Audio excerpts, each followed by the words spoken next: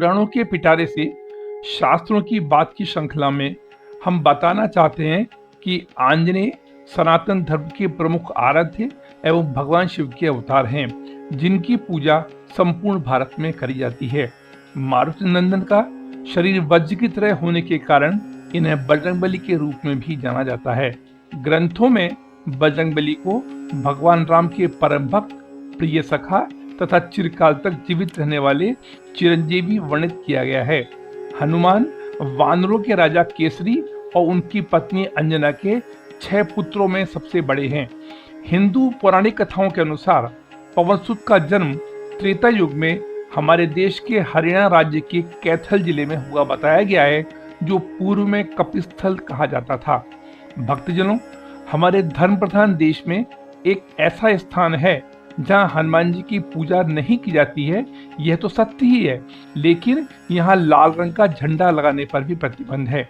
तो आइए बजरंगबली के श्री चरणों में नतमस्तक नमन के साथ आज के सत्र का शुभारंभ करते हुए इस रहस्य को जानने का प्रयास करते हैं कि वह कौन सा स्थान है जहाँ के लोग महिलाओं के हाथ का दिया नहीं खाते हैं, महिलाएं पूजा में भाग नहीं लेती हैं, आज भी जहाँ हनुमान जी की पूजा तथा लाल रंग का झंडा लगाने पर पाबंदी है।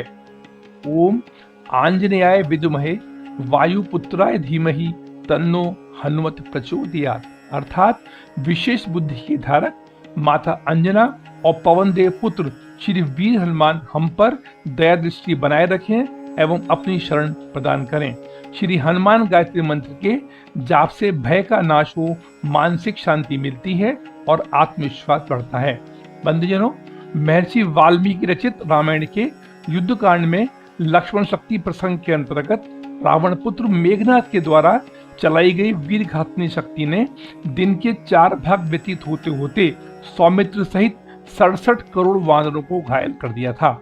लंका से आए वैद्यराज सुषेण ने द्रोणागिरी पर्वत पर संजीवनी बूटी की व्याख्या करते हुए बताया, द्रोणागिरी पर्वत श्रृंखलाओं के मध्य औषधियों का अत्यधिक चमकीला एक पर्वत है, जहां 4 औषधियां मृत संजीवनी, विशल्यकरणी, सुवर्णकरणी और संधानी मिलेंगी।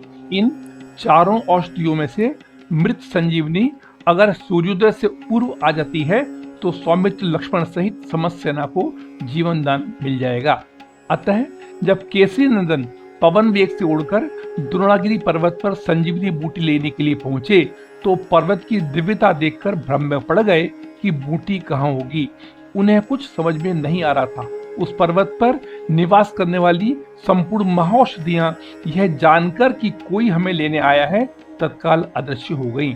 तभी उन्हें दूर द्रोणागिरी गांव दिखाई दिया, जो उत्तराखंड के सीमांत जनपद चमोली के जोशीमठ प्रखंड में जोशीमठ नीति मार्ग पर लगभग 14,000 फीट की ऊंचाई पर स्थित है। हनुमान उस गांव में पहुंचे जहां उन्हें एक वृद्ध महिला दिखाई दी। आंजनेय ने वृद्धा से पूछा, माता, संजीवनी बूटी किस पर्वत पर होगी? वृद्धा ने द्रोणागिरी पर्वत की तरफ इशारा किया। हनुमान उड़कर पुनः पर्वत पर गए, लेकिन फिर भी जब वह बूटी का पता नहीं कर सके तो क्रोधित होकर उन्होंने वह पूरा पर्वत ही उखाड़ लिया जिस पर औषधियां थीं और पवन वेग से सूर्योदय से पूर्व रामादल पहुंच गए। हनुमान जी को देखकर श्री राम की सेना में पुनः उत्साह का संचार हो गया। इसके बाद उन औषधियों की सुगंध से लक्ष्मण व घायल वानर सेना पुनः स्वस्थ हो गई। उनके शरीर से बाण निकल गए और घाव भी भर गए। भक्तजनों, वाल्मीकि रामायण के अनुसार हनुमान जी पर्वत को यथा स्थान पर पुनः रख आए थे। वहीं तुलसीदास रचित रामचरितमानस के अनुसार हनुमान जी पर्वत को वापस नहीं रख कर आए थे, उन्होंने उस पर्वत को लंका में ही छोड़ दिया था। श्रीलंका के सुदूर इलाके में श्रीपद नाम का एक पहाड़ है। मान्यता है कि यह वही पर्वत है जिसे हनुमान जी संजीवनी बूटी के लिए उठाकर लंका ले गए थे। इस पर्वत को एडम्स पीक भी कहते हैं। यह पर्वत लगभग 2200 मीटर की ऊंचाई पर स्थित है। श्रीलंकाई लोग इसे रहुमाशाला कांडा कहते हैं, जिस पर एक मंदिर भी बना है। बंधुजनों, द्रोणागिरी गांव के लोगों की मान्यता है कि पवनसुत हनुमान जिस पर्वत को संजीवनी बूटी के लिए उठाकर ले गए थे वह यहीं स्थित था। द्रोणागिरी के ग्रामीण जिसकी पूजा किया करते थे। फलस्वरूप हनुमान जी द्वारा पर्वत उठा ले जाने से नाराज गांव के लोगों ने उस वृद्धा का सामाजिक बहिष्कार कर दिया जिसने हनुमान जी की मदद करी थी। इतना ही नहीं, आराध्य द्रोणागिरी पर्वत की विशेष पूजा पर आज भी इस गांव के लोग महिलाओं के हाथ का दिया नहीं खाते हैं। महिलाएं इस पूजा में भाग नहीं लेती है। आज भी यहाँ हनुमान जी की पूजा तथा लाल रंग का झंडा लगाने पर पाबंदी है। भक्तजनों, सटीकता और प्रामाणिकता हमारा उद्देश्य है और वीडियो के माध्यम से हम सम्मानीय सनातनी भाई बहनों को वही प्रेषित करते हैं जो इस पैमाने पर खरा होता है। हम आशा करते हैं कि सदा की भांति आज का संस्करण भी आपको पसंद आया है। अतः हम आपसे करबद्ध निवेदन करते हैं कि भविष्य में भी इसी प्रकार के सटीक व प्रामाणिक प्रसंगों को सुनने और जानने के लिए कृपया चैनल को सब्सक्राइब करें एवं सच्चे सनातनी होने के नाते कमेंट बॉक्स में ओम नमो भगवते हनुमते नमः अवश्य लिखकर सनातन धर्म को पुष्ट करने की दिशा में अपना योगदान प्रदान कर कृतार्थ करें।